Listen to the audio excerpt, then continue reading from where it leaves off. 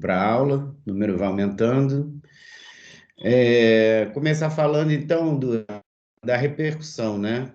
Acho que semana passada a gente teve uma primeira fase desse curso, hoje é a segunda e última. A resposta, a gente obviamente já conversou sobre isso, mas a impressão que você teve eu também tive. A resposta foi muito boa, né? É um assunto muito difícil de ser bem tratado, de ser bem conduzido da maneira que você fez. Então, mais uma vez eu te parabenizo, te agradeço.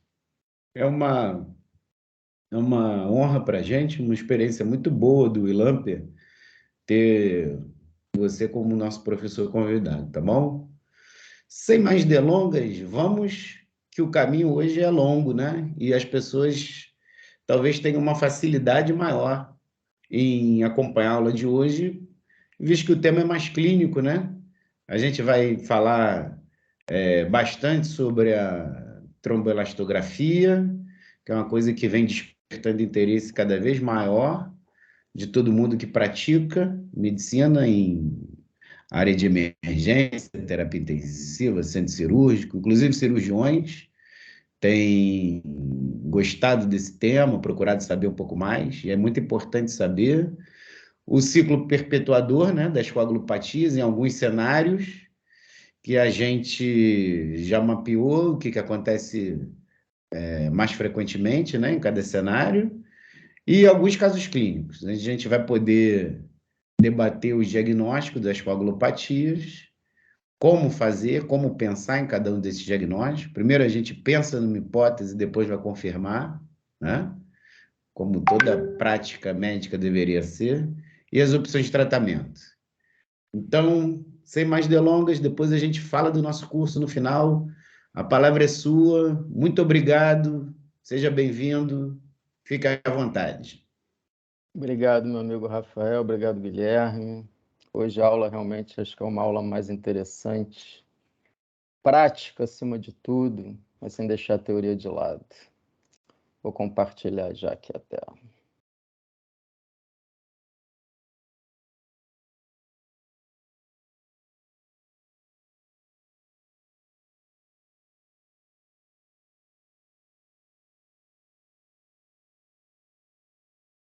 Só me confirmem aí se realmente está aparecendo a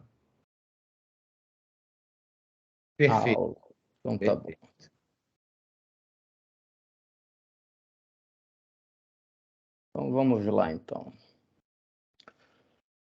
Hoje, segunda aula. Então, como o Rafael falou, a gente vai falar um pouco sobre outros aspectos do Rotem, falar um pouco sobre ciclo perpetuador da coagulopatia intraoperatória, e a gente vai discutir alguns casos clínicos, como raciocinar com relação ao diagnóstico e as opções de tratamento. Guilherme já antecipou que eu propus um quiz, né, já que a gente vai ter alguns casos clínicos, eu queria interagir com uma votação sobre possíveis diagnósticos. Então, fiquem tranquilos que é tudo feito de maneira completamente anônima, então ninguém precisa estar acanhado, você vai acertar ou você vai errar, tá bom? Tem o link, vocês podem entrar no link, inserir esse código, quem tiver a disponibilidade de assistir a aula no laptop e tiver um celular perto aí, é só escanear esse QR Code e vocês serão encaminhados por uma tela parecida com essa, tá? Onde tem aqui as opções, eu vou projetar também as opções no PowerPoint, e aí depois quando eu abrir a votação, a gente vê como é que vai se comportar a divisão de ideias a respeito dos possíveis diagnósticos, tá bom? Como sempre, eu reforço que eu não tenho nenhum conflito de interesse com relação à aula e seu conteúdo. E o Ilamper preparou um vídeo tutorial sobre a manipulação do aparelho Rotem, já que nem todos têm a oportunidade de operá-lo, ainda que o hospital em que atua disponha do aparelho, mas eventualmente ele fica numa área remota. Então, eu vou fechar aqui a minha câmera e vou passar para o vídeo.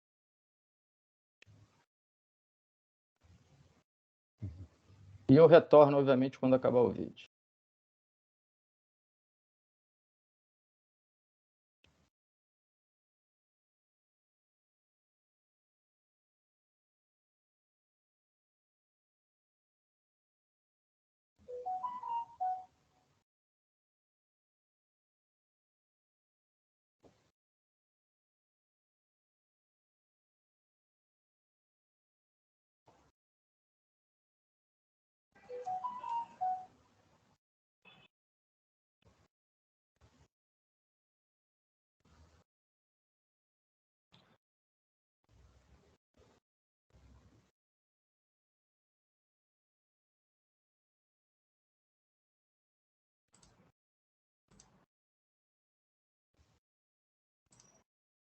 Duran, o vídeo está travado.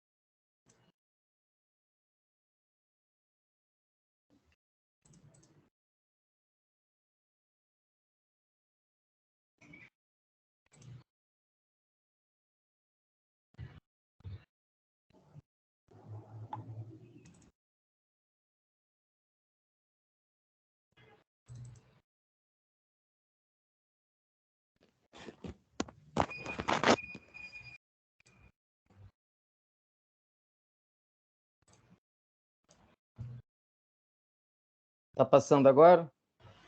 Tá bem devagar. Não temos áudio do vídeo.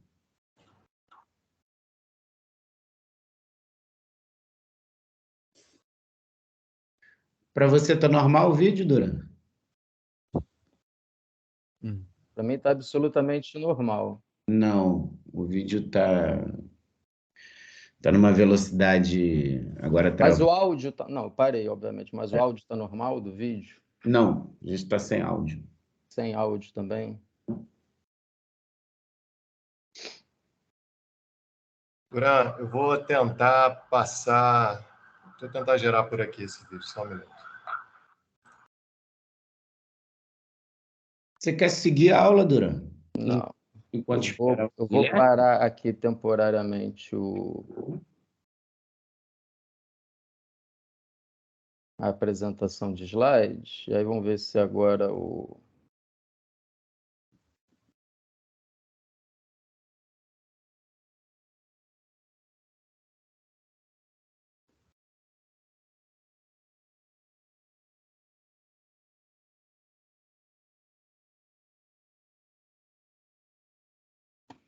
Vamos ver se o vídeo vai passar melhor agora.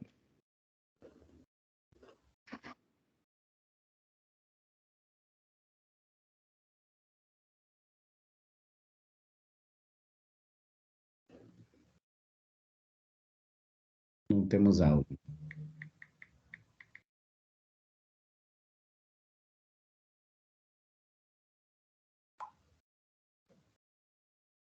Então vamos ver se eu consigo trazer para cá.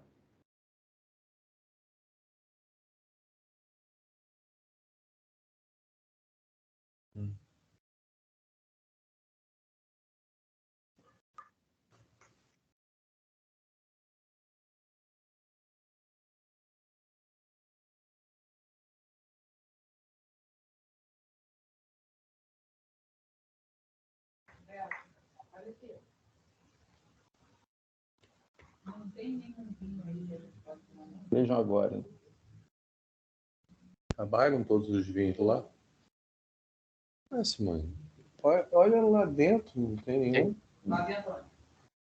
Lá do armário, não tem nenhum. Tem um áudio vazando. A gente está tentando para as pessoas que estão entrando Ué, agora. Simone. A gente vai rodar um Isso ia vídeo agora. acontecer, né? Espera aí, vou silenciar todos, por favor. Tem uma pessoa, vou ativar mudo para todos. Duran e Rangel podem ativar seus próprios áudios. O professor Marcelo Duran, a gente está tendo um pequeno problema técnico para passar um vídeo que nós gravamos, que é um tutorial do uso do Rotem. Caso a gente continue com esse problema, vocês não precisam se preocupar, porque esse vídeo vai ser enviado para vocês e também vai estar disponível no nosso canal do YouTube, assim como a primeira aula. Então, vocês terão acesso a esse vídeo que vai ficar disponibilizado no nosso canal do YouTube.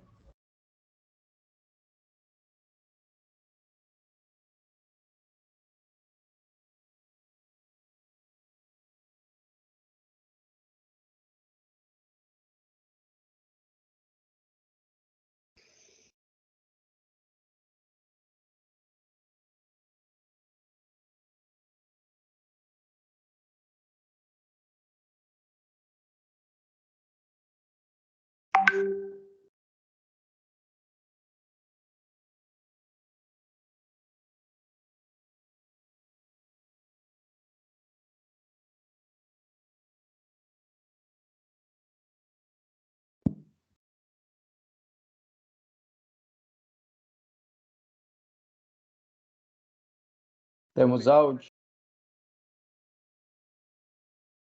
Não.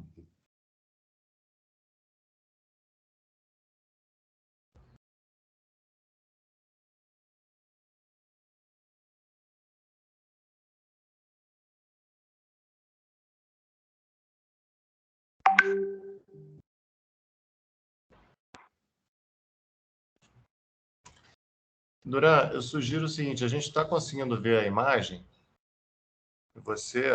eu acho que talvez você possa narrar, porque esse vídeo vai estar todo editado com imagens, então a gente está tendo um problema de dizendo áudio. que tem áudio, outros que não tem áudio. Temos áudio do vídeo ou não tínhamos áudio do vídeo? Não tínhamos áudio do vídeo. Não. A gente estava sem o áudio do vídeo. Então, a minha sugestão é que você rode o vídeo e que você possa narrar, porque todo o procedimento está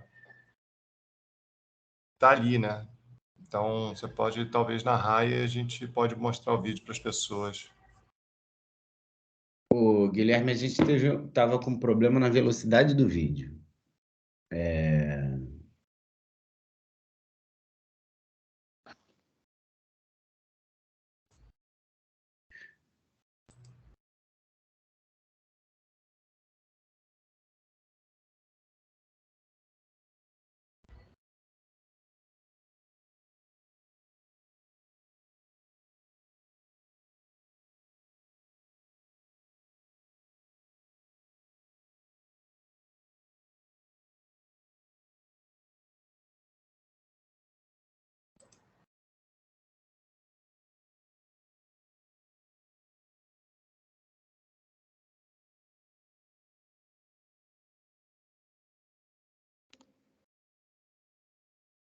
E dê um feedback, então, do que está aparecendo agora aqui, então. Durante está aparecendo a sua imagem, o início do vídeo, só que está parado. Aí agora a gente está vendo o seu... Voltou para a aula. Voltou para a aula.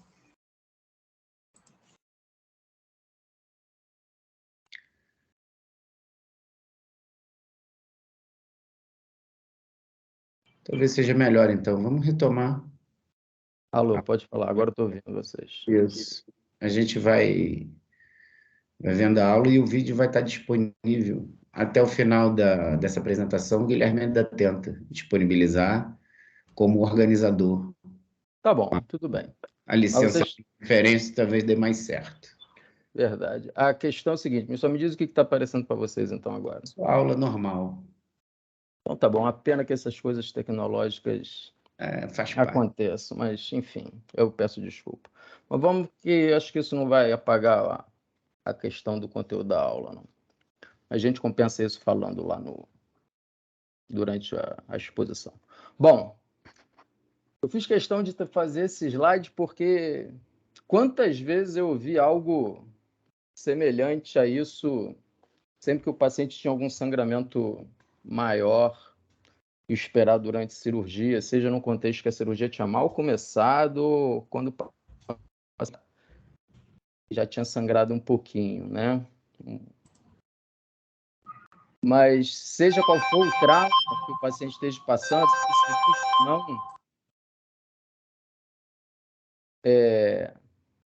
esse trauma vai cursar com graus variáveis de perda sanguínea. E dependendo das circunstâncias da cirurgia, do trauma, onde ela está acontecendo, a resposta hemostática fisiológica do paciente ele pode sofrer uma série de alterações em maior e menor grau por conta de consumo de fatores da coagulação, ativação de proteína C, fibrinólise, anticoagulação endógena ou disfunção plaquetária. Mas a verdade é que a perda sanguínea por si só ela vai ressuscitar, que se faz a ressuscitação volêmica, causando hemodiluição no paciente. Se a ressuscitação volêmica não for adequada, o paciente pode acabar evoluindo com hipoperfusão tecidual, acidose e até hipotermia. Isso agravar a resposta inflamatória a qual ele já está submetida, modificando ainda mais esses outros fatores que eu já tinha mencionado anteriormente, e isso vai acabar gerando mais perda sanguínea, e isso é que causa o ciclo perpetuador da coagulopatia. Tá? E esse ciclo ainda pode ser agravado por condições pré-existentes do paciente, comorbidade, se ele está usando ou não está usando algum medicamento, ou pelo tipo de cirurgia que o paciente está sendo submetido. Bom, então, dependendo do cenário, por exemplo, no cenário de trauma, a primeira coisa que nos vem à cabeça é aquela questão de hiperfibrinólise. Ainda mais depois do Trial Crash 2 e o impacto que a administração do ácido tranexâmico teve nesses pacientes. Mas a gente tem que lembrar que cada paciente evolui de maneira bem particular e nem todos apresentam hiperfibrinólise, mas sim o que a gente chama de shutdown, o desligamento precoce da hiperfibrinólise.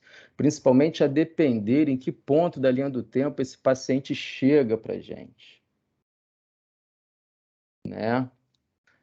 Isso pode explicar, talvez, por que a administração tardia do ácido tranexâmico já não tenha mais efeito, e também exemplifica a importância de se avaliar o perfil da coagulação dos pacientes, preferencialmente antes de se instituir qualquer tipo de tratamento farmacológico. Esse artigo aqui, acho que faz parte daqueles artigos old but gold, né, que são muito bons, apesar de antigos, né, sobre o bypass cardiopulmonar e sistema hemostático, né? O bypass cardiopulmonar talvez seja um dos maiores insultos que o organismo humano pode passar. Em termos de coagulação, só esse assunto seria objeto de uma aula inteira. E ainda assim, talvez iria faltar tempo para discutir todos os detalhes. Mas a verdade é que a exposição do sangue ao circuito da séquia acaba ativando o sistema imune e a coagulação, principalmente pela via do contato. Fator 12, sininogênio de alto peso molecular, dando origem a sininas e bradicininas, e também a geração de trombina. Então, você tem ativação de sininas e geração de trombina. As sininas vão ativar a fibrinólise, o sistema fibrinolítico, em mais de 10 vezes, com tendência à destruição tanto do fibrinogênio quanto da fibrina já formada, e vão causar também disfunção plaquetária por inativação dos receptores de aderência. A geração de trombina, por sua vez, ela que já está aumentada por conta dessa ativação na via do contato, ela acaba recebendo um estímulo ainda maior pelas vias fisiológicas do fator tecidual. Afinal, o que não falta na cirurgia cardíaca é trauma do endotélio, seja canulação de cavidades cardíacas, pinçamento aórtico, as anastomoses vasculares e aspiração de debris celular do campo cirúrgico para dentro do reservatório da SEC. A sorte é que a heparinização durante o bypass minimiza um pouco da conversão do fibrinogênio em fibrina, por conta causada pela trombina, e acaba evitando a disseminação, a coagulação disseminada pela árvore vascular. Mas ainda assim há geração de trombina. Esse artigo é outro clássico, o Armando Tripodi ele publica muito sobre esse assunto, doença hepática e coagulação. Coagulação do paciente com doença hepática crônica, outro tema que também merece uma aula isolada. Na verdade, vários temas mereciam aulas específicas, enfim. Há um tempo, o paciente com hepatopatia crônica era o estereótipo do paciente que sangra porque não produzia fator da coagulação, negligenciando o fato de que, na verdade, a hemostasia, ela, em condições normais, em condições da doença hepática crônica, ela é um equilíbrio, né? É um resultado de um equilíbrio entre condições pró-hemostáticas e condições anticoagulantes. E esse equilíbrio ele pode ser mais ou menos estável. E é exatamente esse equilíbrio instável que caracteriza a coagulação do paciente com doença hepática crônica. Esse autor aqui, ele retrata a hemostasia como um elefante num picadeiro. Se o picadeiro tem bases largas, amplas, o elefante fica estável nas 4 patas e é difícil derrubá-lo. Mas se o picadeiro é estreito, o elefante até pode ficar equilibrado, mas qualquer empurrão pode derrubá-lo de lá. E a coagulação do paciente com doença hepática é o elefante nesse picadeiro estreito. E o que derruba o elefante no picadeiro estreito? No caso do paciente com doença hepática crônica. O que faz ele sangrar? É a infecção, é o insulto da cirurgia, é a resposta ao trauma cirúrgico. a paciente gestante ela acaba sendo um interessante exemplo de como a natureza, por conta própria, prepara o indivíduo para sofrer uma hemorragia programada. Afinal, a humanidade não chegou aqui à toa. Se a imensa maioria das mulheres que engravidam sucumbissem ao sangramento pós-parto habitual, a gente não estava aqui para contar a história. Então, mas de maneira bem genérica, a resposta fisiológica do sistema hemostático ao longo da gravidez, ela consiste no aumento de fatores procoagulantes. O fibrinogênio, por exemplo, chega a mais de 600 miligramas por decilitro. Existe a redução dos fatores anticoagulantes e a redução dos promotores da fibrinólise.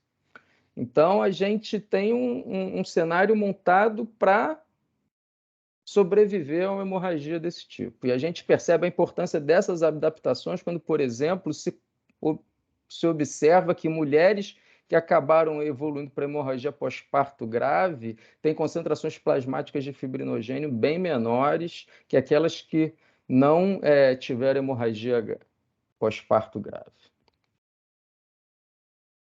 Entre as várias facetas para a abordagem do sangramento intraoperatório, volumoso, anormal, além de se atentar para esses itens, aqui, claro, é importante que se tente fornecer suporte hemostático precoce, nos casos em que a coagulopatia já está instalada ou quando ela está sendo eminente.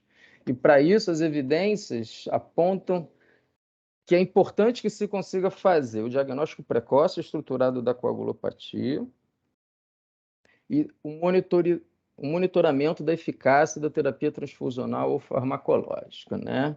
Com reavaliações frequentes a cada bloco de intervenção para identificar quando ainda é necessário prosseguir nas intervenções, quando já é necessário agir com mais parcimônia. E outra questão também é para confirmar se o diagnóstico inicial estava correto, né? Outro motivo para se monitorizar a terapia é para evitar o sobretratamento, além desnecessário, aumentando o custo, isso evita o agravamento do estado de hipercoagulabilidade que normalmente ocorre no pós-operatório, é responsável por algumas complicações e até disfunção orgânica em algumas situações. Hoje os testes viscoelásticos estão aí, a gente já conversou na outra aula sobre as vantagens e as limitações do Rotem. Hoje eu vou falar então um pouco mais sobre os parâmetros, né, que o Rotem nos fornece, o que eles significam, como eles podem ser interpretados de maneira estruturada para a gente chegar ao diagnóstico da coagulopatia, se é que ela existe, né? Lembrando sempre daqueles 4 pilares que eu falei na última aula sobre o coágulo perfeito, né? A gente precisa de plaquetas, a gente precisa de fatores de coagulação para gerar trombina, a gente precisa de fibrinogênio para ser convertido em fibrina e o coágulo precisa ter resistência à fibrinólise. Então, apesar do Rotem, como eu falei, também ter mais de 20 parâmetros numéricos em cada traçado, 6 deles são os que a gente mais usa para realizar a imensa maioria dos diagnósticos. Então, o exame começou a ser executado, tempo zero. A coagulação está acontecendo lá no sistema copo-pino, onde a gente colocou o sangue do paciente junto com os reagentes. O tempo que leva até formar as primeiras traves de fibrina, até a amplitude do coágulo atingir 2 milímetros, é o que a gente chama de clotting time, ou CT, que é essa linha verde aqui.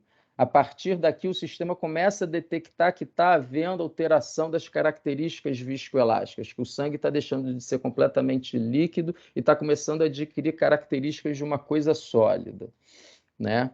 Então, a amplitude do coágulo vai aumentando. Quando ela atinge 20 milímetros, que é esse traçado rosinha, magenta aqui, é o tempo de formação do coágulo, o clotting formation time.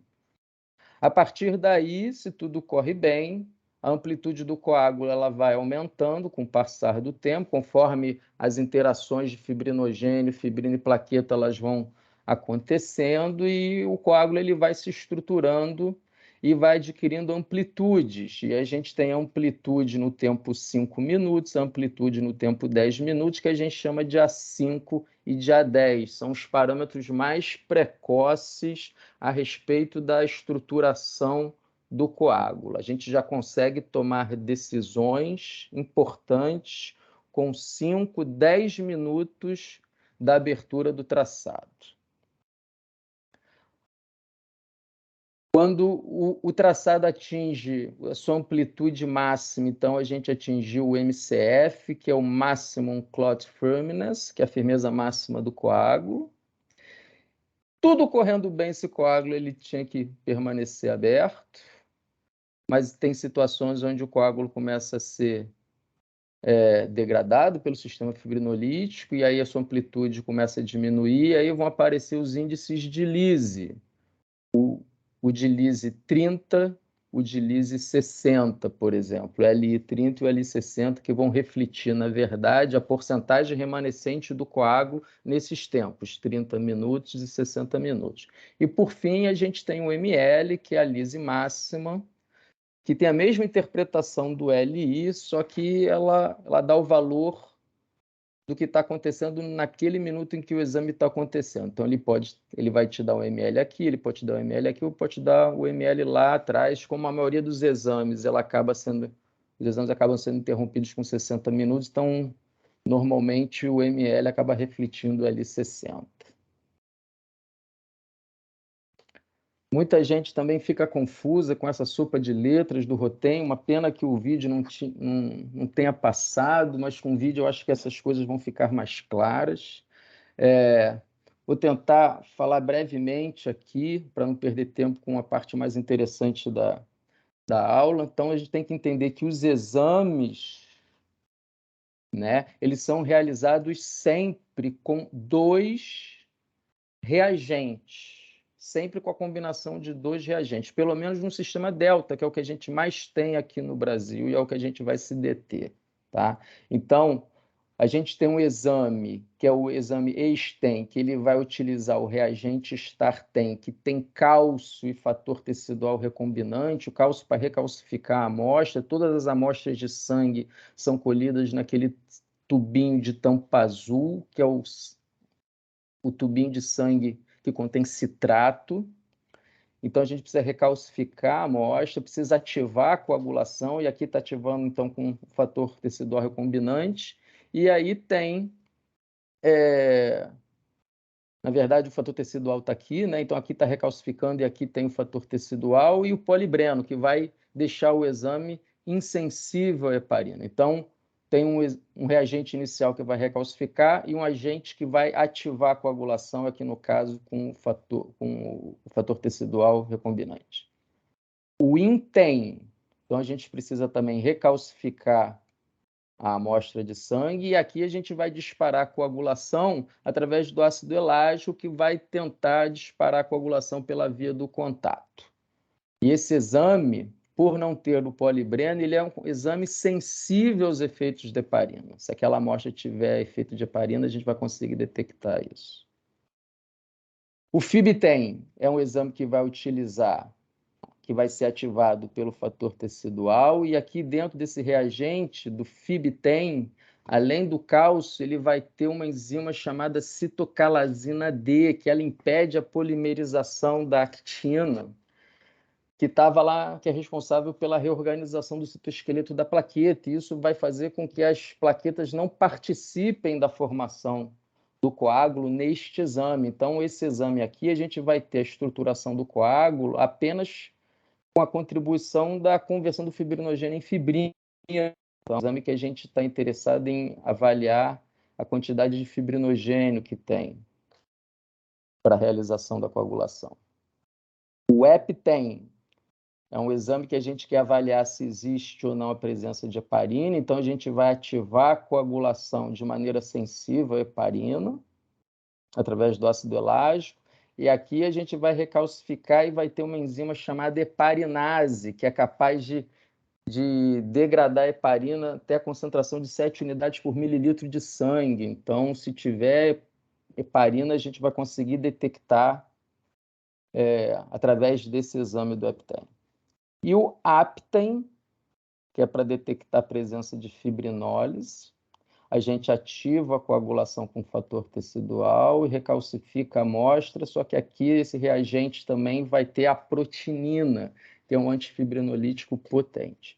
Então, através desses 5 exames de maneira estruturada, a gente vai conseguir fazer o diagnóstico das coagulopatias.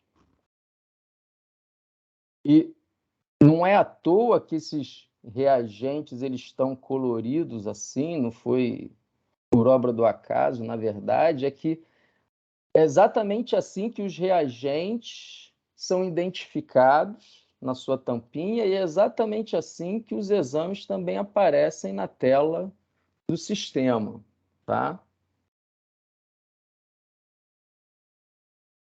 Bom, na aula passada eu também falei rapidamente sobre os algoritmos, como eles podem ajudar na tomada de decisão, diagnóstico e tratamento do distúrbio da coagulação, mas quando a gente analisa esses algoritmos, o que se percebe é que eles têm um fluxo que prioriza a detecção e o tratamento dos fatores causais das coagulopatias numa determinada ordem, tá?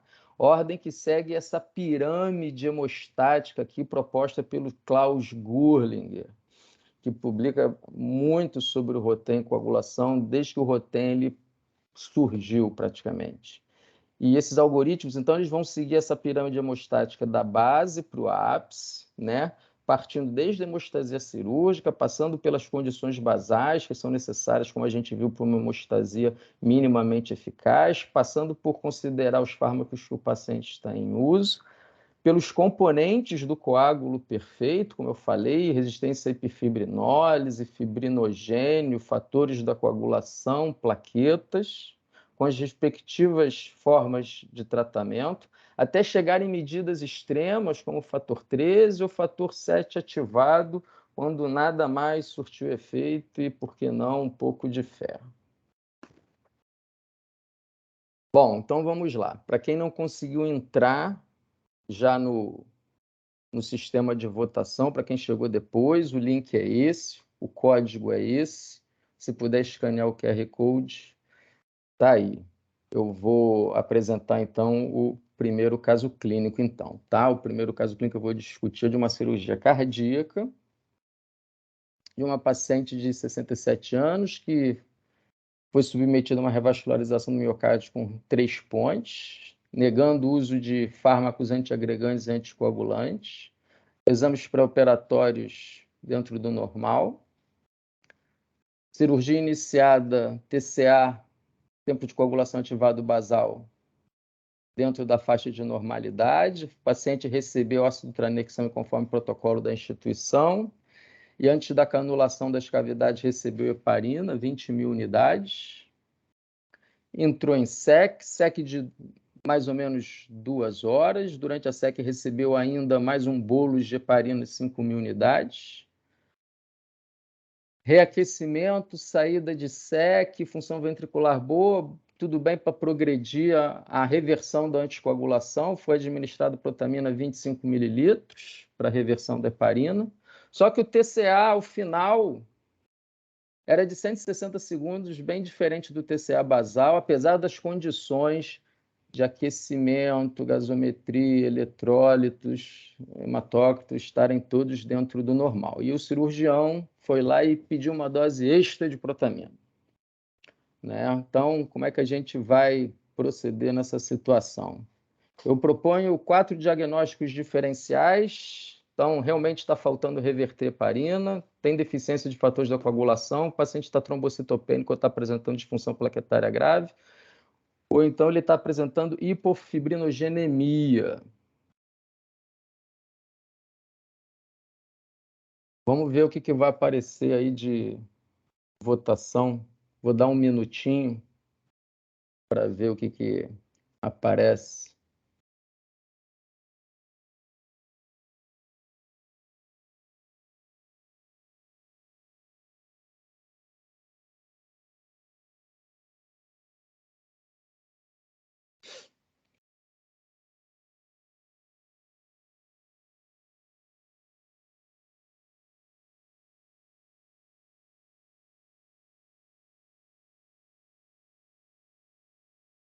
Por enquanto, ganhando reversão insuficiente de heparina e, em segundo lugar, trombocitopenia. Ninguém achou que era deficiência de fator da coagulação ou hipofibrinogenemia, disparando reversão insuficiente da heparina.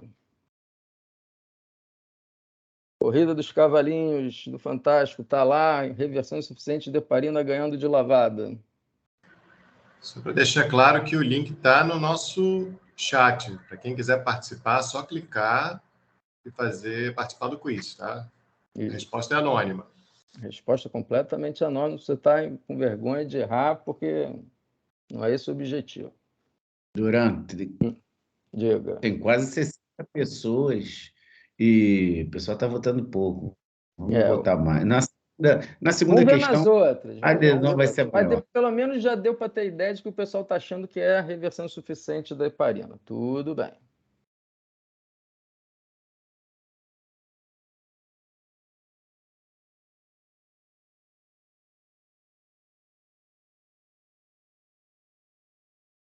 Pronto, voltei para a minha apresentação, então.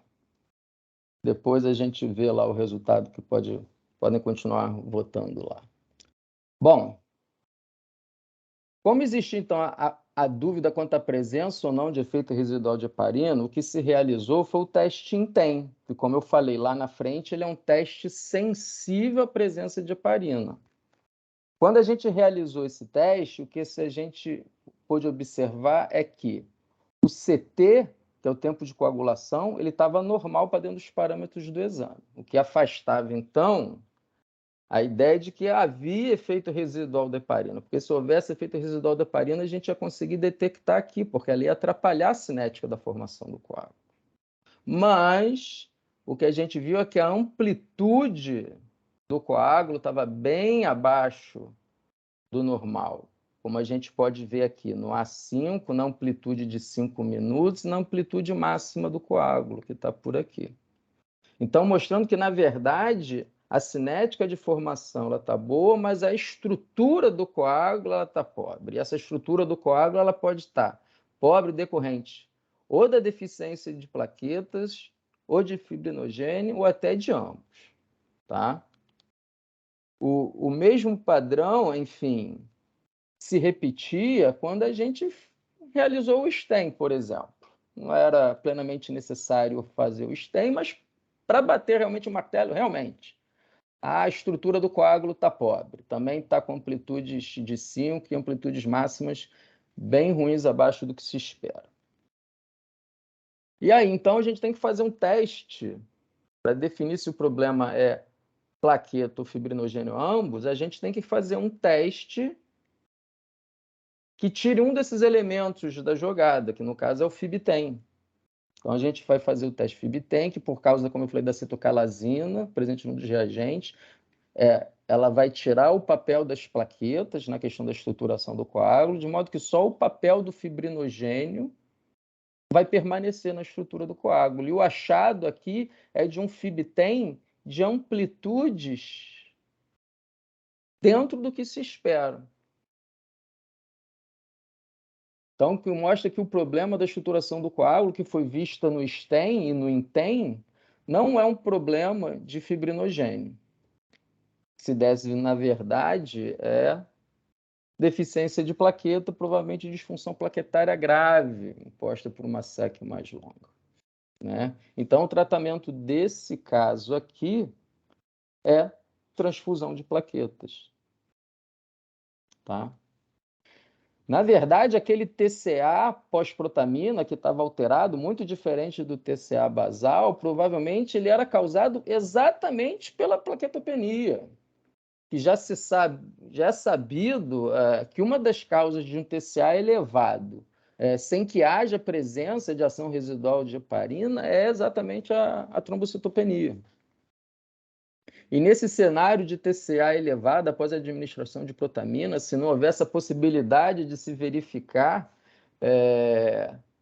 quais componentes da coagulação ainda poderiam estar alterados depois da reversão da protamina, se o anestesista tivesse caído naquele canto da sereia de se simplesmente administrar cegamente mais protamina, na verdade o que poderia acontecer é o agravamento do sangramento por causa exatamente desses efeitos anticoagulantes causados pela protamina, quando se administra a protamina em doses acima do necessário para se neutralizar a heparina. A gente não deve nunca administrar a heparina protamina mais do que uma relação de 1 para 1 para reverter heparina, sob risco disso aqui acontecer. Então, na verdade, a gente estava diante de um caso de trombocitopenia. Eu vou passar para um outro caso agora. Agora é um caso de uma cirurgia vascular de grande porte, de um paciente de 64 anos, uma paciente, que foi submetida a bypass aorto-bifemoral. Como a maioria dos pacientes vasculares era ex-tabagista, hipertensa, diabética, uso de losartan. A S tinha sido suspenso há 10 dias por conta de um acidente isquêmico transitório.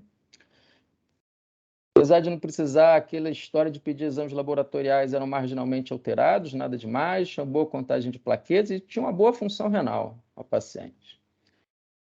Então, a paciente começou a cirurgia sem intercorrência, abertura da cavidade, isolamento das estruturas. A equipe de anestesiologistas acaba optando por avaliar os estados da coagulação daquele momento de calmaria, né, enquanto nada demais estava acontecendo. E aí eles fizeram um stem. A princípio, o paciente não estava sob uso de heparina, não havia necessidade de fazer o INTEM. Vamos fazer um exame de rastreio simples, o stem.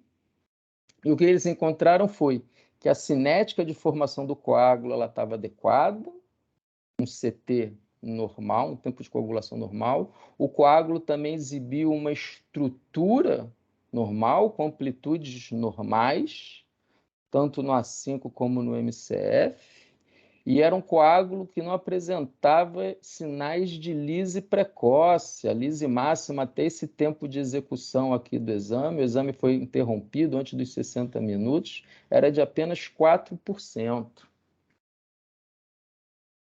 Fizeram FibTem também, e o FibTem também mostrava a cinética e estruturas normais aqui, lembrando que a estrutura se deve apenas à contribuição do fibrinogênio para o coágulo. Então, também tem amplitudes dentro do normal. Tudo bem até aqui, graças a Deus. Mas aí é que começa a cirurgia para valer, aí é que começa o sangramento maior. O paciente é submetido à anticoagulação com heparina, 5.000 unidades, cirurgia progride, mais um repique de 2.500 unidades. Cirurgia, para variar, evolui com sangramento volumoso, o paciente é reposta com soluções cristalóides, coloides, concentrado de hemácia, tem aquele período de suporte vasopressor temporário, mas aí as coisas ficam estáveis, o paciente sai do vasopressor temporário, a reversão da heparina é feita com 50 mg e 5 ml uma ampola de protamino, e a equipe cirúrgica, apesar disso, refere que havia sangramento microvascular persistente, né? Então, antes de mostrar os diagnósticos, os possíveis diagnósticos, vamos ver como é que fechou lá a votação do outro caso clínico. A votação do outro caso clínico acabou ganhando com reversão insuficiente de heparina. Na verdade, não foi esse o diagnóstico. O diagnóstico, como a gente viu, foi esse aqui, trombocitopenia ou disfunção plaquetária grave. Passando para as outras possibilidades. Bom, então os diagnósticos diferenciais são reversão insuficiente de heparina, deficiência de fatores da coagulação, hipofibrinogenemia, e a quarta opção é uma coagulopatia mais complexa. A gente tem efeito residual da heparina e também tem hipofibrinogenemia.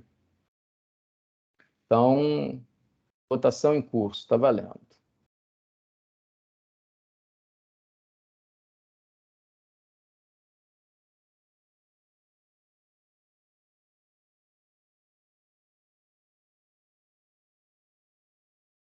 Lembrando que o link para a resposta está no nosso chat da reunião. É só clicar no link, acessar o site, esse aplicativo, e participar do quiz.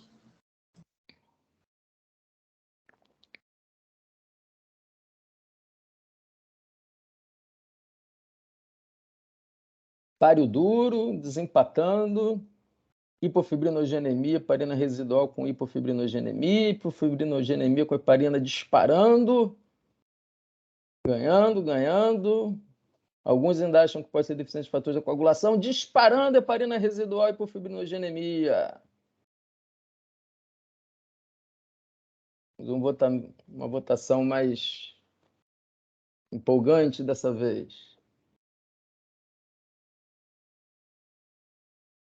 Acho que a maioria das pessoas supõe que seja um efeito combinado de heparina residual com hipofibrinogenemia. Muito bem.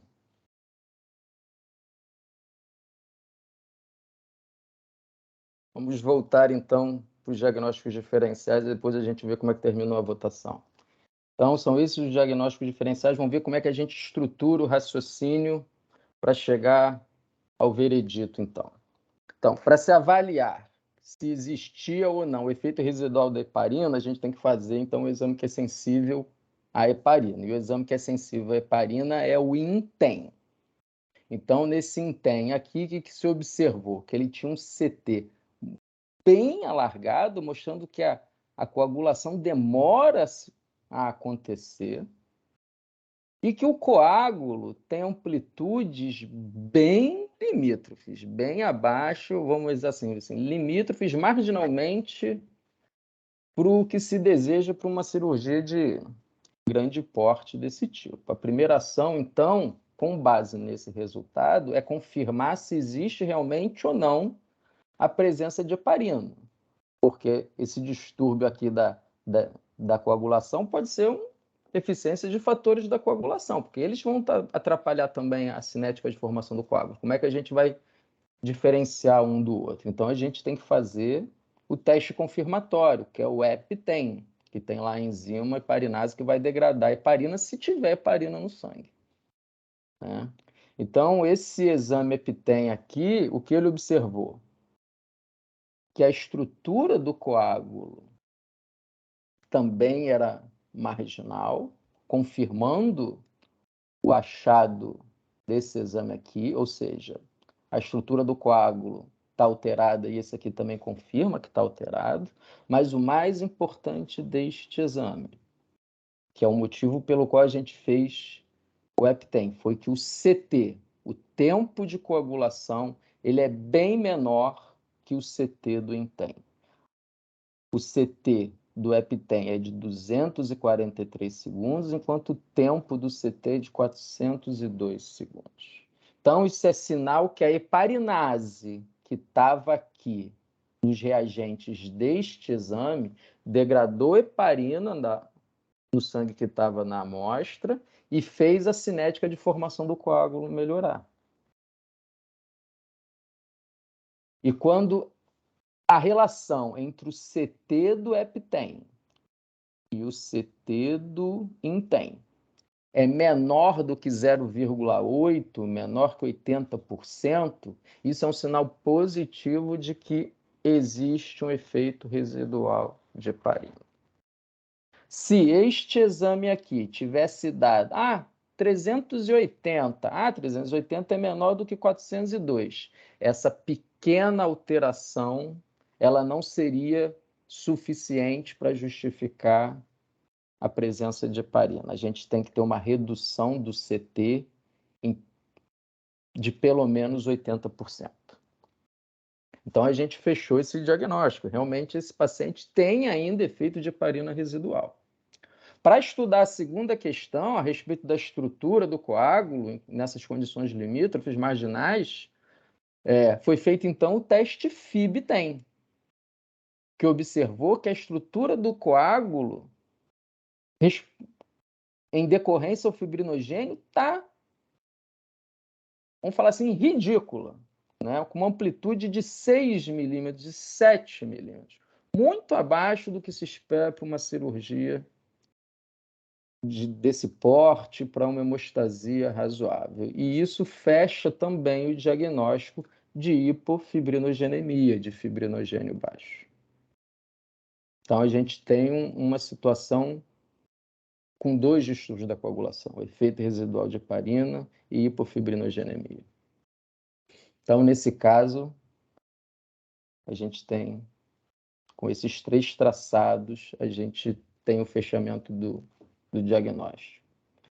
Apesar, eu queria enfatizar isso, que apesar do traçado ele estar longo aqui, com praticamente 50 segundos de tempo de execução, 45 minutos de tempo de execução, 20, quase 30 minutos de um tempo de execução, o diagnóstico ele consegue ser dado em poucos segundos aqui, da suspeita de heparina. A deficiência da estrutura na amplitude do coágulo consegue ser dada com 5 minutos. Rapidamente a gente consegue executar esse exame na sequência. E em paralelo com esse aqui, praticamente a gente consegue executar o FibTem. Então, não é necessário esperar 40, 50 minutos para fazer o diagnóstico. Com 5, 10 minutos, desde a pipetagem dos reagentes, a gente já consegue obter esse resultado. E essa é uma das grandes vantagens da tromboelastometria em relação àqueles exames plasmáticos tradicionais que eu comentei na última aula. Bom, tratamento disso. Tratamento do efeito residual da heparina é fácil, é só repicar um pouco mais de protamina, não tem grande problema. A questão está de como a gente pode fazer o tratamento desse fibrinogênio baixo. E a gente vai tentar aprofundar um pouco mais. Existem tabelas que procuram estabelecer a dose de fibrinogênio necessária para se obter um ganho de amplitude no FibTem ou em termos de ganho de concentração plasmática do fibrinogênio, se está trabalhando com concentração plasmática.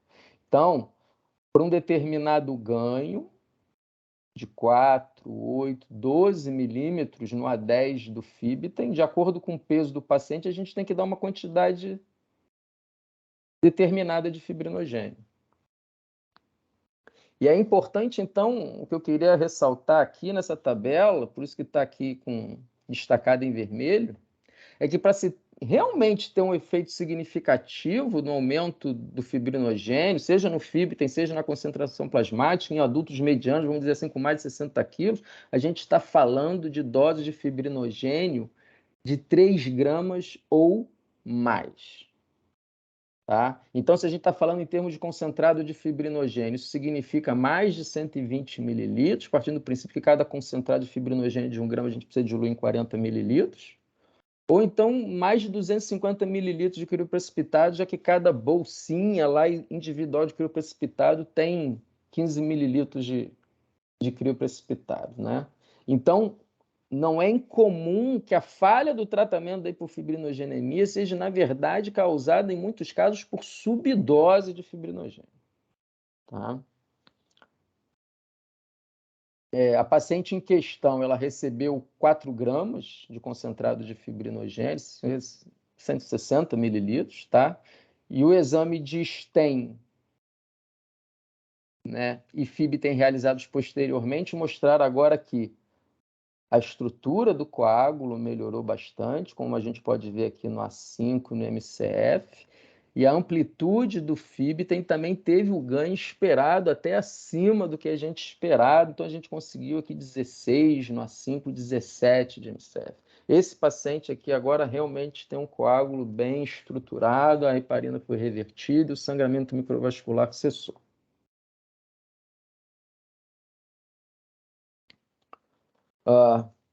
Então tá, para quase encerrar, eu trouxe agora um caso de uma cirurgia patobiliar de grande porte, uma paciente de 66 anos, submetida a uma hepatectomia direita por conta de metástase hepática, de neoplasia de colo. Ela já tinha sido submetida à ressecção do tumor do intestino, já tinha sido submetida à quimioterapia. Mas o detalhe dessa paciente é que ela tinha insuficiência cardíaca de fração de ejeção reduzida. Sem uma origem pré-determinada, isquêmica, hipertensiva, não tinha origem dessa insuficiência cardíaca. Exames pré-operatórios, nada demais, nada digno de nota. Além da colectomia, ela tinha história de outras cirurgias abdominais prévias, então a gente já antecipava que não seria uma cirurgia fácil e haveria a possibilidade de um sangramento maior que o habitual. A hepatectomia direita foi realizada com controle do inflow intermitente, pringo intermitente.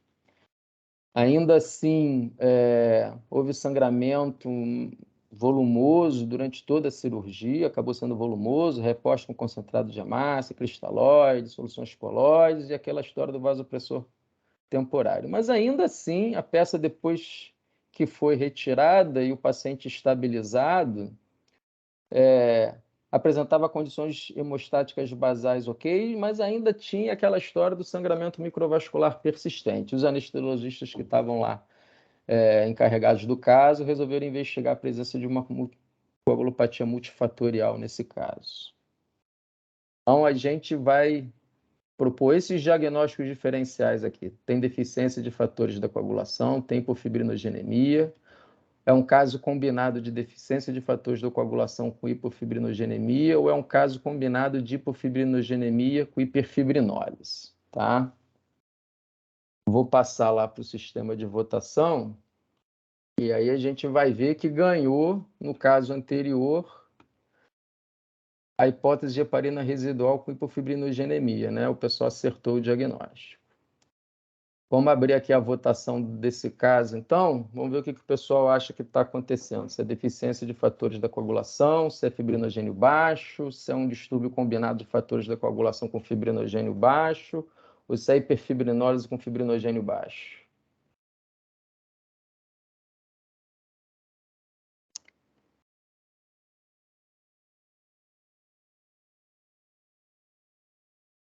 O pessoal está apostando mais no fibrinogênio baixo e hiperfibrinólise. Vamos deixar mais um tempinho. Lembrando que o link está aí no chat. Se o pessoal quiser votar, pode votar.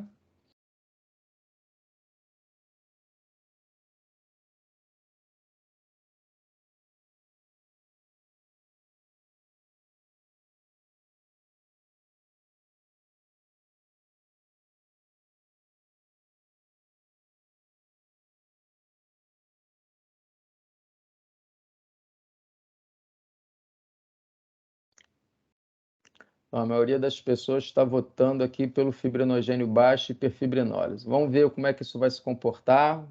Vamos voltar para a discussão do caso clínico e depois a gente vê como é que fechou lá a votação. Bom, se realizou o STEM, e nesse STEM o que se observou foi que o paciente tinha um CT bem alargado, 153 de CT, um coágulo com estrutura de amplitudes bem pequenas, A5 de 17, MCF de 33 só. E como já sabemos, para diferenciar se o problema da estrutura do coágulo está na deficiência de plaquetas, está na deficiência de fibrinogênio, ou de ambos, a gente tem que realizar o FibTEM, que tira a plaqueta da equação da estrutura do coágulo. E o FibTEM se mostrou de amplitudes bem reduzidas, A5 de 5, MCF de 6. Então, a gente está diante de um padrão de distúrbio da coagulação que tem uma cinética de formação bem ruim, evidenciada pelo CT do STEM, e uma estrutura de coágulo também bem ruim, com amplitudes baixas tanto no STEM, plaqueta e fibrinogênio, quanto no FibTEM, só fibrinogênio. Então, tudo isso aponta para um distúrbio de uma coagulopatia causada por deficiência de fatores da coagulação e por hipofibrinogenemia, tá? De fibrinogênio baixo. Bom, a ideia dessa paciente foi que para ter um ganho de 8 no FibTEM, seriam necessários 3 gramas de fibrinogênio em relação ao peso da paciente. Esses 3 gramas de fibrinogênio podiam ser com 120 mililitros de concentrado de fibrinogênio, 3 frascos, ou com 225 mililitros de crioprecipitado, considerando que cada unidade isoladamente tem 15 mililitros, e isso aí ia dar uns 15 mililitros de crio, 15 unidades de crio precipitado, 225 mililitros. E aí tudo bem, a diferença não é muito.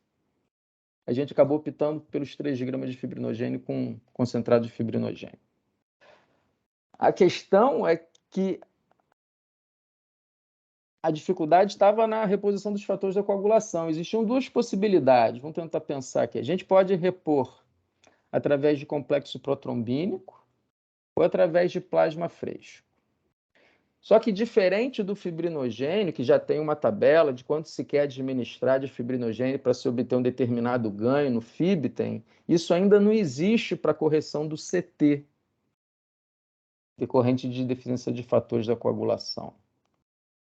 E se a gente resolver, então, dar a menor dose do complexo protrombínico, 25 unidades por quilo, e isso aqui é em relação ao fator 9, ou então 1 mililitro por quilo de peso, que é a menor dose que se costuma administrar do complexo protrombínico, apesar disso aqui estar em relação ao fator 9, a gente tem que lembrar que o complexo protrombínico tem lá todos os outros componentes, fator 10, 9, o 7 e o 2 também, né?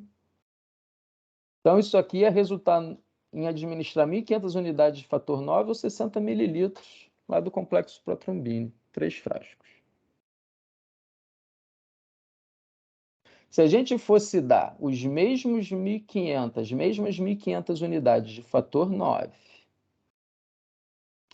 né, através de plasma fresco, né, considerando que cada 1 mililitro de plasma tem 1 unidade de fator de coagulação, de todos os fatores da coagulação, aí agora, seria necessário cerca de 1,5 litro de plasma. É muito plasma. E para essa paciente com insuficiência cardíaca, isso foi considerado inviável pelo grande risco de sobrecarga circulatória. E o tratamento, então, dessa paciente foi através de complexo protrombínico 60 mililitros. Então, nessa paciente, a gente partiu deste cenário aqui, alteração da cinética da formação do coágulo, alteração da estrutura do coágulo, alteração da estrutura ocasionada por uma deficiência grave de fibrinogênio, para essa situação aqui, um coágulo de cinética de formação normal, com estrutura normal e a contribuição do fibrinogênio a essa estrutura também normal e a paciente para de sangrar. Tá? Então, o tratamento foi 3 gramas de fibrinogênio, 60 mililitros de complexo protrombínico. E a votação, então, fechou então com o pessoal acertando o diagnóstico. A maioria achou que realmente, na verdade, não. A maioria, infelizmente, errou e o distúrbio certo está aqui, deficiência de fatores de coagulação com hipofibrinogenemia.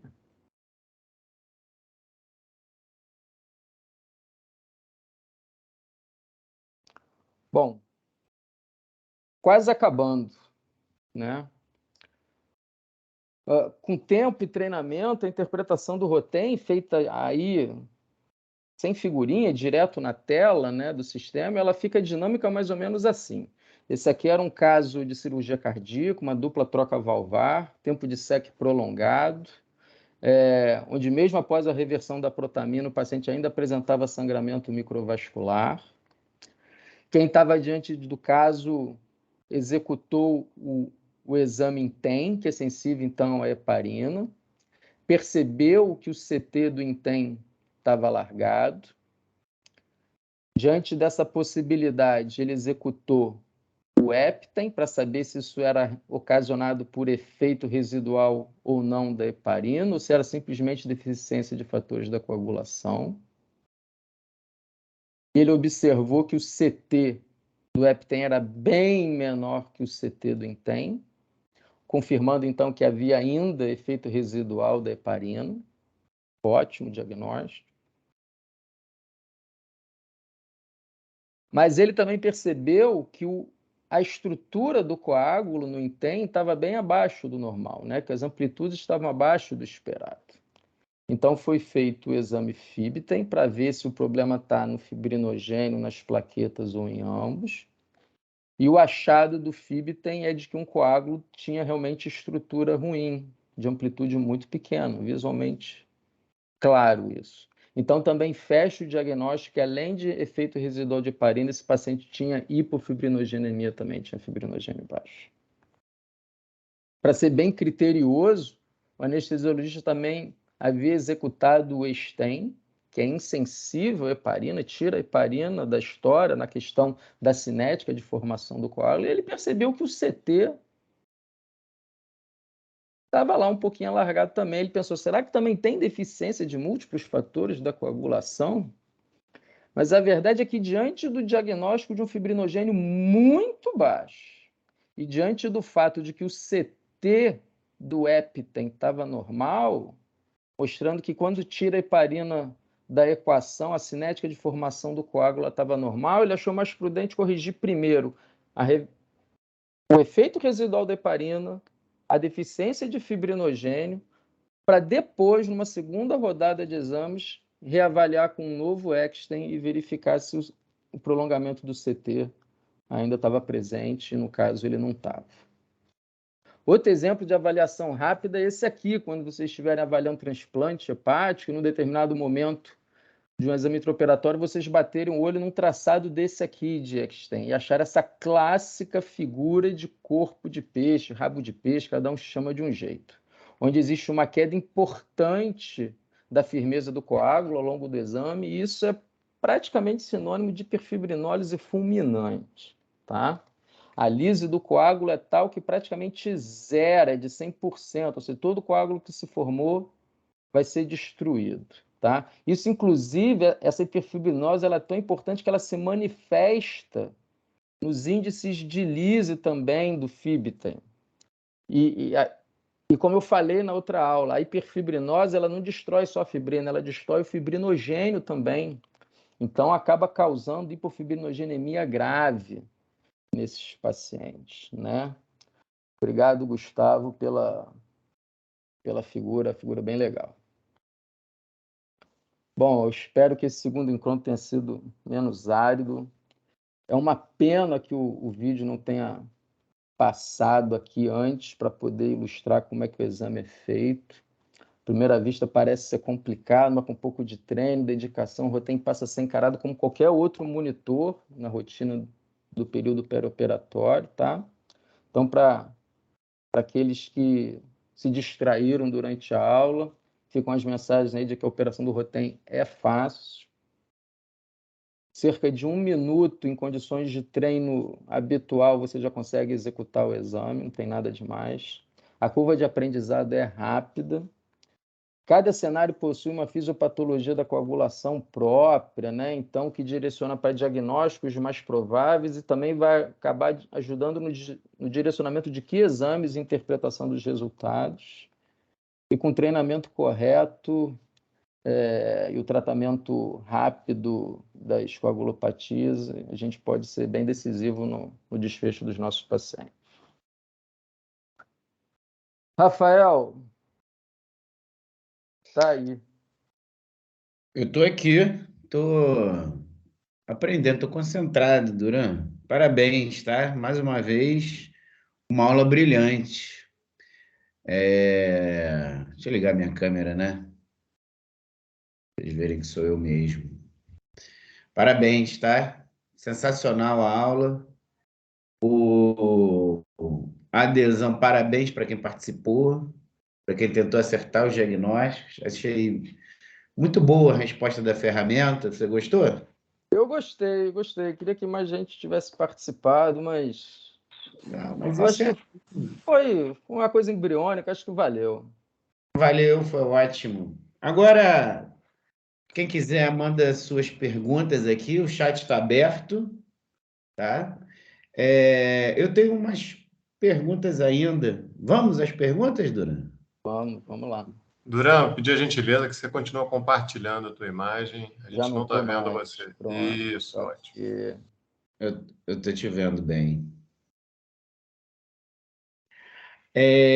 Lá no início, queria só seguir a ordem cronológica. Lá no início da aula, muito boa a sua informação sobre essa cinética do trauma, né, da fibrinólise. Ou seja, tudo bem que tem um efeito deflagrador da doença, né, que é o trauma em si, mas conforme o tempo passa, a fibrinólise ela vai de máxima, atinge um pico, e ainda no atendimento pré-hospitalar, ela pode quase que cessar, né?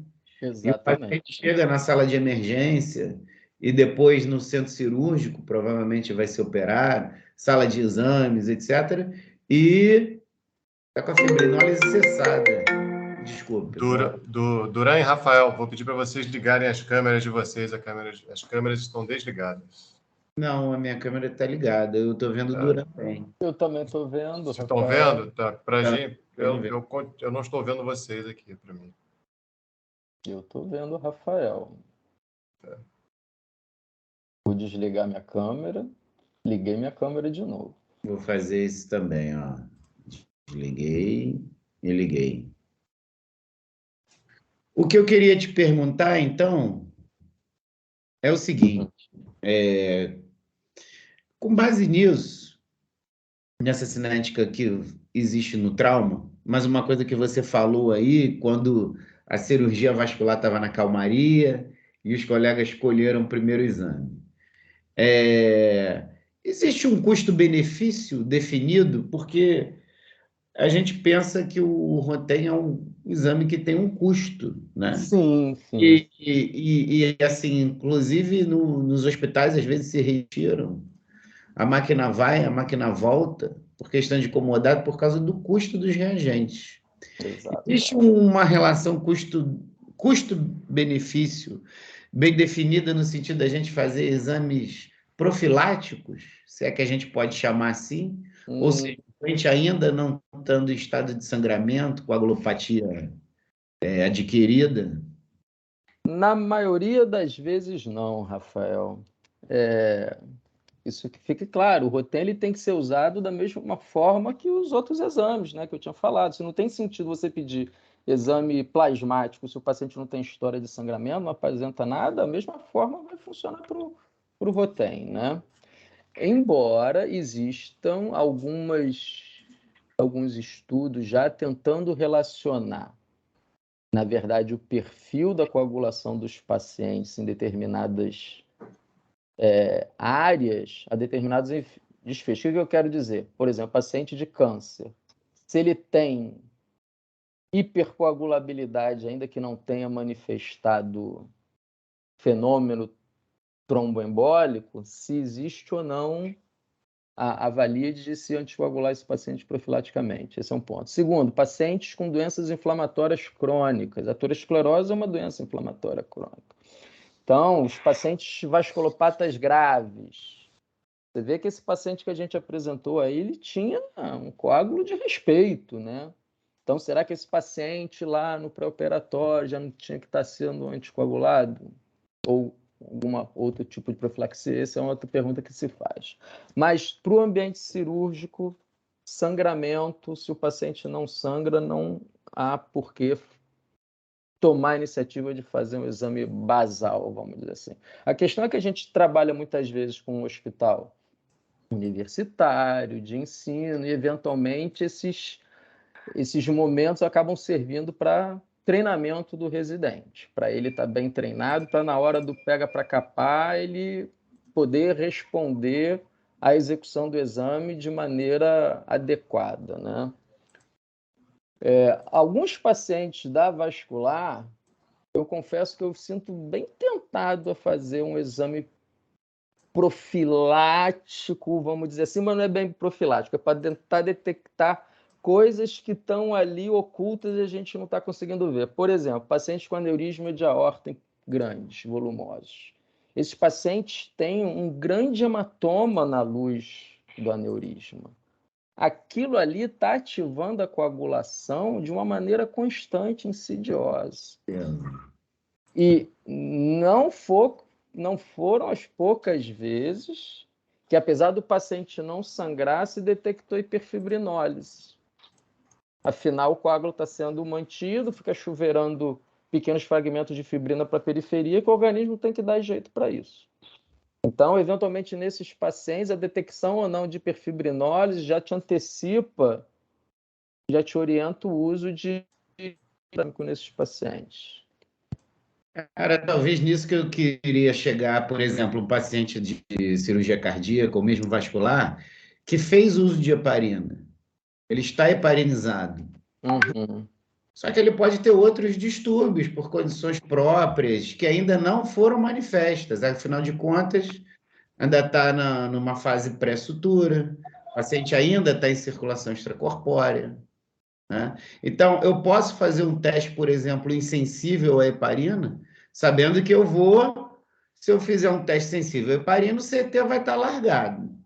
Mas eu posso já tentar detectar outras deficiências para me prevenir antes que ele efetivamente sangre, eu tenha que gastar e repor banco de sangue, etc. Isso faz sentido? Precisa sua observação, Rafael. Cirurgia cardíaca, enfim, a gente sabe que tem lá toda a questão da hiperfibrinose, tanto que a gente não consegue mais fazer cirurgia cardíaca sem um protocolo de antifibrinolítico. Ótimo, tudo bem. Mas a SEC, a gente pode se antecipar em muitos eventos fazendo exatamente o que você falou. E pelo Depois amor de Deus, 9h30 da noite. Olha pra mim. Esse remédio que eu te dei dá sono. eu gostei do comentário, realmente está tarde, mas enfim. Tá tarde. A gente até concorda, tá tarde. Mas Voltando à fibra. voltando à questão do paciente foi reaquecido, né? Está na fase final da cirurgia, ainda está anticoagulado. Será que eu não consigo me antecipar de alguma forma na detecção de algum distúrbio da coagulação? Eu não posso usar um teste sensível à heparina, porque ele ainda está anticoagulado. A execução do STEM, ela permite exatamente isso. Se você, neste momento, que o paciente acabou de ser reaquecido, você faz o exame e já detecta ali que o paciente tem deficiência de fibrinogênio ou que o paciente tem trombocitopenia ou disfunção grave das plaquetas, você já consegue se antecipar no tratamento, você já consegue contactar o banco de sangue e pedir as plaquetas, você já consegue ir na farmácia e pedir o concentrado de complexo de fibrinogênio, tá entendendo? Você já consegue solicitar o complexo protrombínico, você já consegue se armar para quando sair de SEC e você reverter heparina, você já eliminar algum fator que já exista lá. Isso é possível, sim, com certeza. Ótimo, obrigado. Alguém pode ouvir isso e pensar que a gente está tratando exame? Acho que não. Não. O paciente vai reverter o efeito da heparina e, com se tratar de uma cirurgia altamente complexa, isso vai se reverter em sangramento. Obviamente, eu não estou falando daqueles exames marginalmente alterados. Não estou falando disso. Que o cutoff, por exemplo, de um FIB-10 é de 12 para cirurgia cardíaca, eu encontrei 11 e isso vai me fazer tratar. Não estou falando disso. Eu estou falando que o cutoff ser de 12, eu estou encontrando 7. Perfeito. É isso que eu estou falando. Faz bastante sentido. Rafael Linhares manda aqui para mim que, considerando o cenário do trauma, né? Trauma e obstetrícia, qualquer lugar tem um hospital de trauma e obstetrícia, né? Não tem como a gente fugir desses dois assuntos. Existe a discussão a seguir do protocolo padrão de reposição 1 para 1 para 1, 1 para 1 para 2, e aí ele está falando de sangue, plaqueta e 1 para 1 para 1, e volume de sangramento, correto?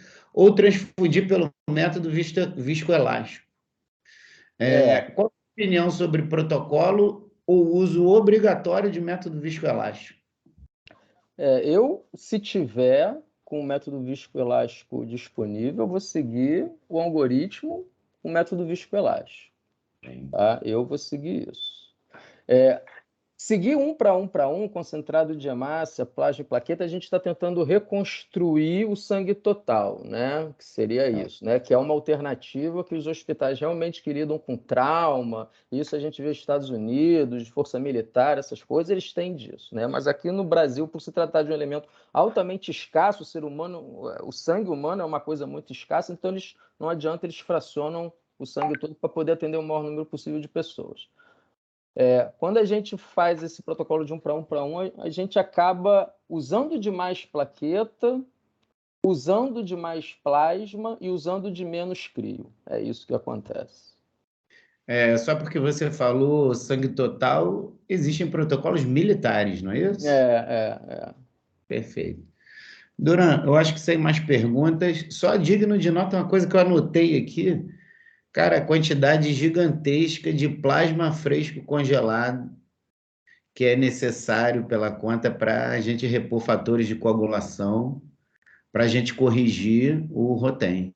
Exatamente. Isso é uma coisa que, se a gente ficar naquela ideia dos 15 mililitros de plasma para tentar corrigir essas coisas, não consegue. Fazer o pool 2 e não vai corrigir. Exato. Vamos parar para pensar o seguinte: se você tiver um acidente com marínico em alguém com NR de 4, 5, 6, não há plasma que vá conseguir trazer esse NR para baixo de 2. Está entendendo? Sem causar sobrecarga volêmica no paciente. Então, Perfeito. na verdade, o complexo protrombínico, ele é realmente, nesse ponto, em termos de poupar volume, ele é fantástico. E existe o tratamento conjunto, né? Plasma fresco congelado e complexo protrombínico.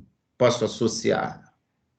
Se você tiver deficiência de múltiplos fatores da coagulação, talvez sim. A gente tem que lembrar que o plasma tem tudo, né? Então, a gente vai estar dando, eventualmente, fator 13, que vai estabilizar, né? Fator de von Willebrand, fator 8, que tem também atuação na questão da hemostasia primária. Muito obrigado pelas suas perguntas, pelas suas respostas. Vou passar ao Guilherme de novo, vai dar os recados finais. Parabéns pelas 2 aulas. Obrigado.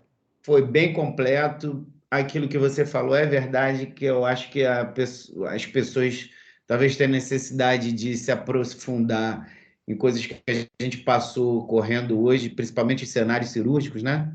Uhum. E com base nisso, nosso coordenador, Rafael Linhares, já aparece aí, vai nos comentar um pouco mais sobre o curso, que vai ser bem mais completo para quem tiver o interesse.